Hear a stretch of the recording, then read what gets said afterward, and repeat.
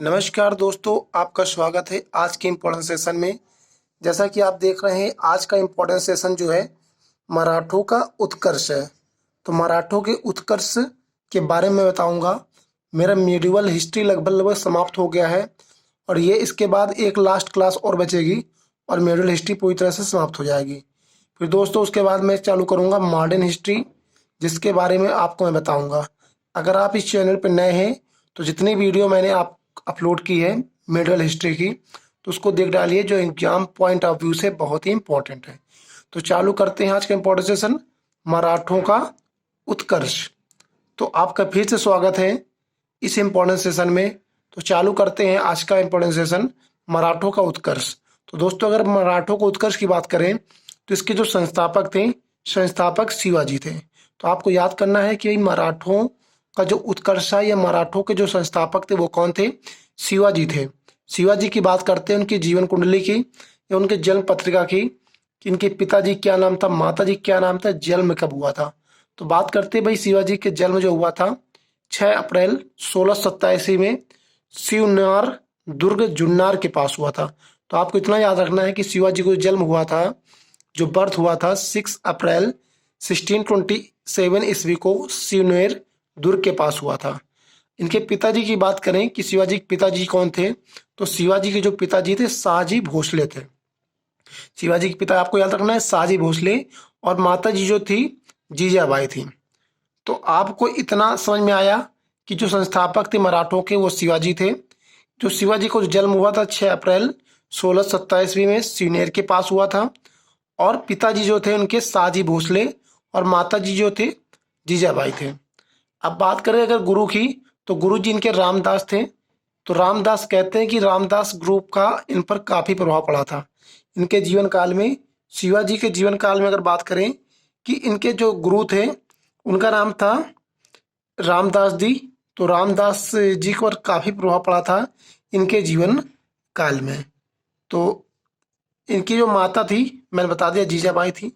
तो गुरु का इनके आध्यात्मिक जीवन काफ़ी प्रभाव पड़ा। और इन्होंने क्या किया था, सबसे पहले जो शादी की थी, शादी की मतलब कि विवाह जो हुआ था शालबाई नीलांबर 1640 में किया था। शालबाई आपको याद रखना है निम्बालकर के साथ किया था 1640 में। तो मैंने क्या सीखा, मैंने सीखा कि जो संस्थापक थे मराठों के वो शिवाजी थे। जन्म हुआ था 6 अप्रैल 1627 में शिवनेर दुर्ग के पास। पिताजी का नाम शाहजी भोसले और माताजी का नाम जीजाबाई था। गुरु जो थे रामदास थे, जो कि शिवाजी के आध्यात्मिक जीवन में गुरु रामदास का काफी प्रभाव पड़ा था।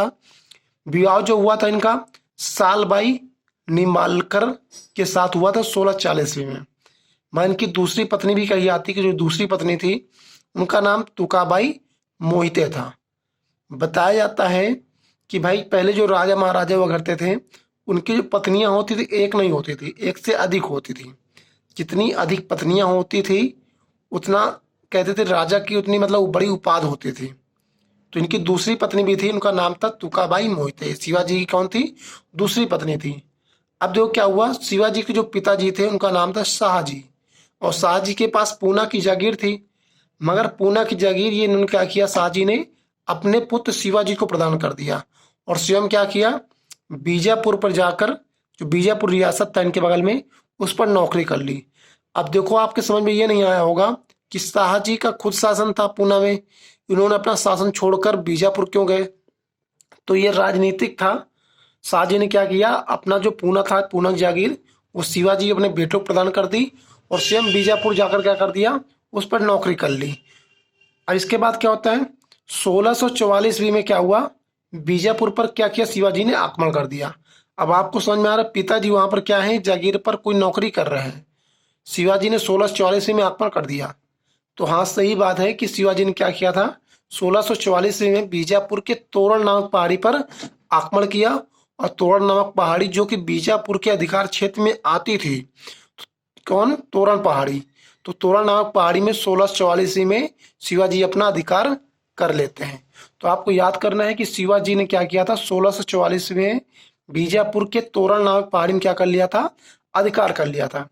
अब क्या हुआ, तभी बीजापुर के जो शासक थे ये कृत्य देखकर शिवाजी पर क्या हुए, बहुत क्रोधित हुए और शिवाजी को मारने के लिए बीजापुर का जो योग्य सेनापति था उसका नाम था अफजल खां, उसको भेजा। बट क्या हुआ, शिवाजी उस समय बहुत बड़े पराक्रमी थे और अस्त्र विद्या इनके बहुत ही बढ़िया थी। तो इन्होंने क्या किया, अफजल खां को हत्या कर दी 1665 ईस्वी में। अब भाई 1665 में क्या कर दी, इन्होंने हत्या कर दी। अब देखो क्या हुआ, इसी बीच में क्या होता है, पुरंदर की संधि भी होती है। इससे पहले क्या किया, शिवाजी ने जैसे ही इनकी हत्या कर दी विजयपुर सेनापति की, और शिवाजी ने सूरत लूटना चालू कर दिया, क्योंकि जो सूरत था वो मुगलों के शासन काल में था। कहीं न कहीं उनको लगा कि जो अफजल खां था वो मुगलों के कहने पर ही हमें मारने आया था। तो शिवाजी ने क्या किया, सूरत पर 1664 ईस्वी में आक्रमण किया और उसको लूटा, जम के लूटा। उसके बाद 1670 में बताएंगे, 1670 में कब लूटा था ये बताएंगे। तो दो बार शिवाजी ने सूरत को लूटा था, एक 1664 में और एक 1670 में। इसके बीच में क्या हो जाती है, फिर पुरंदर की संधि हो जाती है 1665 में। तो आपको याद रखना है कि भाई 1665 में पुरंदर की संधि किसके बीच होती है, तो 1665 में पुरंदर की संधि जयसिंह और शिवाजी के बीच में होती है। अब ये बात मालूम पड़ती है भाई जय सिंह और शिवाजी के बीच में क्या हुई है, पुरंदर की संधि हुई है। अब जय सिंह उस समय हुआ करता है औरंगजेब के सेनापति हुआ करते हैं, भाई मुगल शासक में ये सेनापति में काम करते हैं जय सिंह। तो जय सिंह और शिवाजी के बीच में हुई पुरंदर की संधि 1665 में। अब क्या हुआ, इन्होंने क्या किया, औरंगजेब ने शिवाजी को बंदी बना लिया 1665 में, और क्या किया, इनको जयपुर भवन में, जयपुर का भवन है वहां जेल है, 1666 में क्या किया, कैद कर लिया। जब भाई कैद कर लिया, और शिवाजी क्या थे, ये मई 1666 में कैद किया था शिवाजी को, और शिवाजी थे पराक्रमी। उन्होंने क्या किया, अगस्त 16 के आसपास, 1666 के अगस्त में क्या किया, जेल से भाग गए। ठीक है, इन क्या हुए, जेल से भाग गए, किसी कैदी का भेष भरकर, किसी कैदी का भेष रखकर क्या हुए, शिवाजी वहां से अब भाग गए। अब शिवाजी जब वहां से भाग गए, तो शिवाजी ने सबसे पहले क्या किया, 1672 ईस्वी से पहले भी, क्योंकि उन्होंने क्या किया था, बीजापुर से जो छीना था पन्नाला दुर्ग, उससे पहले क्या किया, सबसे पहले जहां पर मुगल शासक था, औरंगजेब का शासनकाल था सूरत पर, उन्होंने क्या किया, 1670 में जाकर पहले 1664 में लूटा था, पुरंदर संधि की बात आसपास। फिर क्या हुआ, 1670 में जब वहां से आजाद हुए थे 1666 में, उसके बाद 4 साल बाद सूरत को फिर से लूटा 1670 में। तो आपको याद रखना, शिवाजी ने सूरत को कितनी बार लूटा, तो 2 बार लूटा, एक बार 1664 में और एक 1670 ईस्वी में। अब क्या हुआ, इन्होंने क्या किया, फिर बीजापुर से फिर लड़ाई की और वहां से उनका पन्नाला दुर्ग छीन लिया 1672 ईस्वी में। छीना इसलिए क्योंकि उनको ये मालूम पड़ा कि जो शिवाजी को मारने के लिए जो बंदी बनाया गया, कहीं न कहीं पर बीजापुर के शासक का हाथ है। तो इन्होंने क्या किया, फिर पन्नाला दुर्ग बीजापुर से जीत लिया और उसको छीन लिया 1672 ईस्वी में। अब क्या किया भाई, इतनी लड़ाई जीतते चले गए, इनका शासक बढ़ता चला गया, इनका जो शासन था और बढ़ता चला गया, अपने साम्राज्य को आगे बढ़ाने में ये कामयाब रहे। अब कहा जाता है कि भाई 5 जून 1674 ईस्वी में जब इन्होंने इतना सब जीत लिया, तो राजगढ़ में अपना क्या किया, राज्याभिषेक कराया। और राज्याभिषेक किसे कराया, वाराणसी के, जिसे काशी कहते हैं आजकल, उसके एक प्रसिद्ध पंडित थे जिसका नाम था श्री गंगाधर भट्ट। श्री गंगा भट्ट से क्या किया, अपना राज्याभिषेक कराया। बताया जाता है कि ये प्रसिद्ध पंडित उस समय के थे, और ये जो श्री गंगा भट्ट थे, कहाँ के थे, रहते थे बनारस में। वहां कह सकते हैं कि भाई ड्यूटी कर रहे हैं या काम कर रहे हैं, वहां एज ए पंडित के रूप में काम कर रहे हैं गंगा भट्ट। वहां से क्या करते हैं, और ये रायगढ़ में अपना शासक बनाते हैं। अपना शासन काल में क्या करते हैं, 5 जून 1664 में रायगढ़ में क्या करते हैं, अपना राज्याभिषेक कराते हैं। किससे कराते हैं, पंडित जी हैं, पंडित जी का नाम क्या है, श्री गंगा भट्ट से अपना राज्याभिषेक कराते हैं। गंगा भट्ट की बात करें दोस्तों, ये महाराष्ट्र के पंडित जी हैं, जो कि कहाँ पर रह रहे हैं, वाराणसी काशी में रह रहे हैं। ठीक है, और इसी पंडित जी से क्या किया, शिवाजी ने अपना राज्याभिषेक कराया।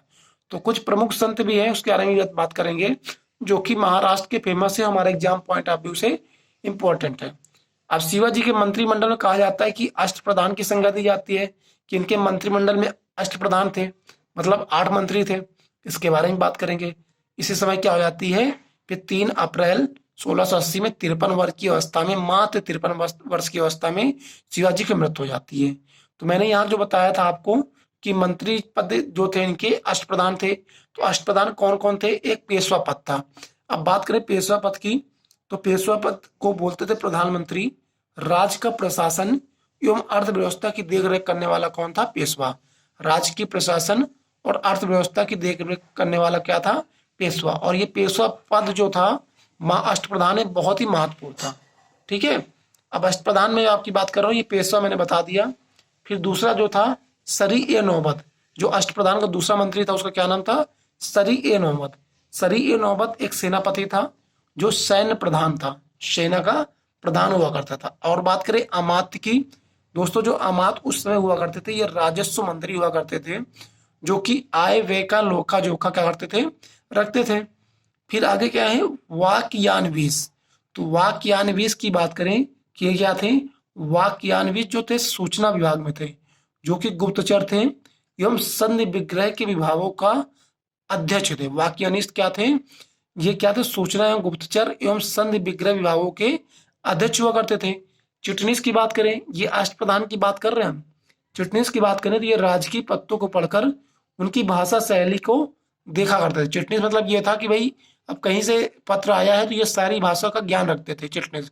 वहाँ के पत्र पढ़कर जो वहाँ के प्रधान थे या जो कि वहाँ के राजा थे उनको सुनाते थे। सुमंत की बात करें दोस्तों, तो सुमंत थे विदेश मंत्री। सुमंत को क्या बोलते थे, विदेश मंत्री। और पंडित राव जो थे, पंडित राव भी इंपॉर्टेंट क्या था, एक वहाँ का पद था जो कि धार्मिक कार्यों के लिए तिथि का निर्धारण किया करते थे, पंडित राव। और आखिरी देखें तो न्यायाधीश, जो न्याय विभाग का प्रधान था। तो मैंने 8 आपको पूरे बता दिए। अष्टप्रधान कौन थे, पेशवा काफी महत्वपूर्ण पद था। अष्टप्रधान में पेशवा मैंने बताया, जो प्रधानमंत्री था सरी ए नौबत मैंने बताया सेनापति था। फिर मैंने बताया अमात्य जो राजस्व मंत्री था। वाक्यान्वीस मैंने बताया कि क्या होगा, गुप्तचर मंत्री था। चिटनस सारी भाषाओं का ज्ञान था, जो पत्र सुनकर पत्र पढ़कर अपने राजा को सुनाता था। सुमंत क्या था, सुमंत दोस्तों जो था हमारा विदेश मंत्री था। और पंडित राव जो था तिथि निकालता था कि कौन सा काम कब होगा। और न्यायाधीश तो जो न्याय विभाग का प्रधान था। अब देखो इनके पेशवा का काफी महत्वपूर्ण था। और इनकी जो सेना थी इस तरह बैठी थी, एक पागा सेना थी और एक सिलय। पागा सेना जो थी वो क्या थी, स्थायी रूप से घोड़ों चलती थी। सिलय जो थी वो कभी कभी क्या थी, अस्थायी रूप से घोड़ों चढ़ती थी। और पैदल सेना तो पैदल तो चलती थी। तो सेना के भाग जो थे 3 थे, पागा सेना, सिलहदार सेना और पैदल सेना।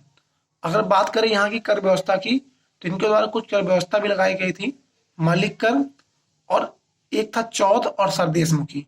कर व्यवस्था के बारे में आपको इतना याद रखना है कि चौथ, सरदेशमुखी और मलिक कर था। ठीक है, इनके शासन में कहा जाता है कि राजस्व व्यवस्था 33% से बढ़ाकर 40% कर दी गई थी। अगर माप व्यवस्था की बात करें तो काठी और मानक छड़ी का प्रयोग किया गया था। काठी और एक मानक छड़ी, एक छड़ी माप ली गई थी कि इससे ही क्या किया जाए, खेती नापी जाएगी, जमीन नापी जाएगी। तो उसको माप व्यवस्था में काठी और मानक छड़ का प्रयोग किया। अब बात करें कि भाई इनके जो उत्तराधिकारी हुए कौन हुए, संभाजी हुए। अब इसके बाद मैं नेक्स्ट वीडियो बताऊंगा, नेक्स्ट क्लास में इसके बाद जो संभाजी के बारे में बताऊंगा। इसके पहले हम जान लेते हैं कुछ संत जो रहे हमारे इनके शासन काल में। जो प्रमुख रहे महाराष्ट्र के प्रसिद्ध है श्री गंगा भट्ट, जिन्होंने क्या किया था, राज्याभिषेक कराया था किसका, शिवाजी का। एक ज्ञानदेव थे जिनको ज्ञानेश्वर भी कहते हैं, जो महाराष्ट्र के ही पंडित जी हैं। और एक कौन थे, नामदेव। एकनाथ का नाम आपने सुना होगा, इसको याद रखना। एकनाथ ने क्या किया था, रामायण टीका को, रामायण को क्या किया, रामायण टीका मतलब छोटा सा आप देखते हो ना रामचरित जो मानस आती है, तो उसको इन्होंने क्या किया था, लिखा था। तुकाराम भी थे और रामदास थे। तो हमको याद रखना है, गंगा भट्ट जी थे, महाराष्ट्र के थे। ज्ञानेदेव या ज्ञानेश्वर, नामदेव, ये सब क्या थे, महाराष्ट्र के संत थे। एकनाथ थे, इन्होंने रामायण टीका लिखा था। तुकाराम थे और रामदास थे। तो इसके आगे की वीडियो दोस्तों मैं क्या करूंगा, नेक्स्ट क्लास में बताऊंगा, जो कि मैं संभाजी के बारे में बताने वाला हूँ। तो मैंने सबसे पहले आपको क्या बताया दोस्तों, मैंने बताया मराठों का उत्कर्ष।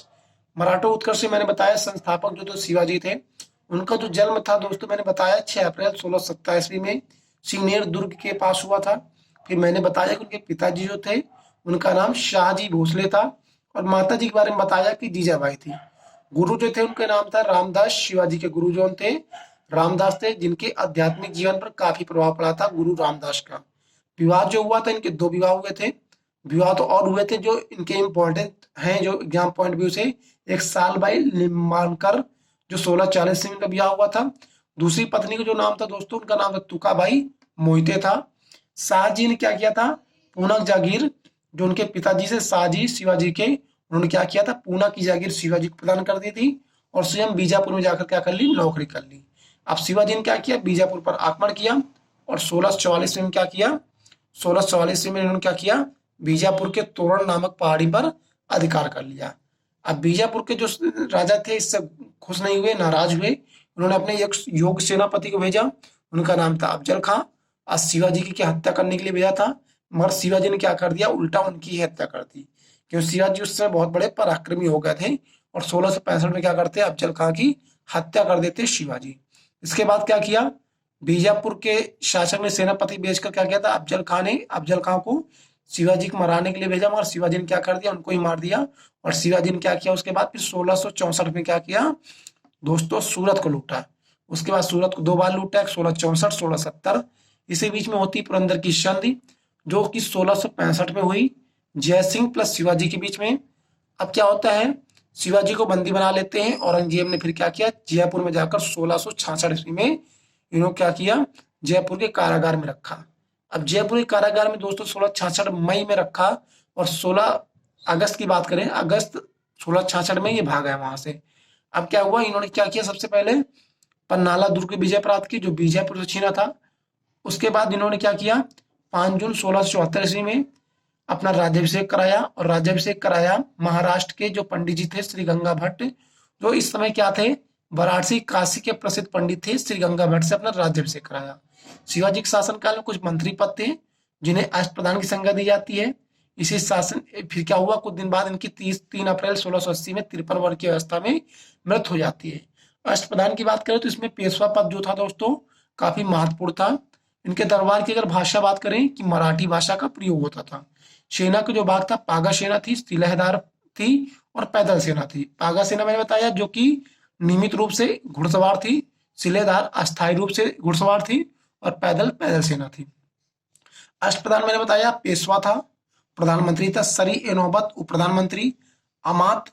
अमात जो था दोस्तों ये क्या था, आय व्यय का लेखा जोखा, वाक्यान्विश ये था गुप्तचर विभाग, चिटनिस सभी भाषाओं का ज्ञाता था जो कि पत्र पढ़कर सुनाता था। सुमंत जो सुमंत होता था दोस्तों ये था विदेश मंत्री। पंडित राव कोई भी तिथि निकालता था। और न्यायाधीश तो जो था न्याय विभाग का प्रधान था। अब इनके समय में कुल कर व्यवस्था थी मालिक कर और क्या थी, चौथी सरदेशमुखी। इनके राजस्व व्यवस्था में 33% बढ़ाकर 40% कर दिया गया था। जो माप व्यवस्था थी दोस्तों इन्होंने यूज किया था काठी और मानक छड़ी का। शिवाजी के जो उत्तराधिकारी हुए समाजी हुए। तो कैसी लगी आपको वीडियो, समाजी की वीडियो देखने के लिए नेक्स्ट क्लास को जरूर ज्वाइन करें, उसको नोटिफाई जरूर कर लें नेक्स्ट क्लास को। तो नेक्स्ट क्लास में हम क्या करेंगे, समाजी के बारे में बताएंगे। और लगभग क्या होगा दोस्तों, हमारा मेडिवल जो हिस्ट्री है पूरी तरह समाप्त हो जाएगा और मॉडर्न हिस्ट्री हम क्या करेंगे फिर इस अगले वीडियो के बाद बनाएंगे। तो तब तक के लिए नमस्कार, धन्यवाद। अगर आप इस चैनल T20 चैनल पर दोस्तों अगर नए हैं तो चैनल को ज़्यादा से ज़्यादा सब्सक्राइब कर दीजिए और कमेंट बॉक्स में लिखकर जरूर बताइए कि आपको क्लास कैसी लगी। अगर कुछ कमी है तो उसको ही बताइए। धन्यवाद, नमस्कार।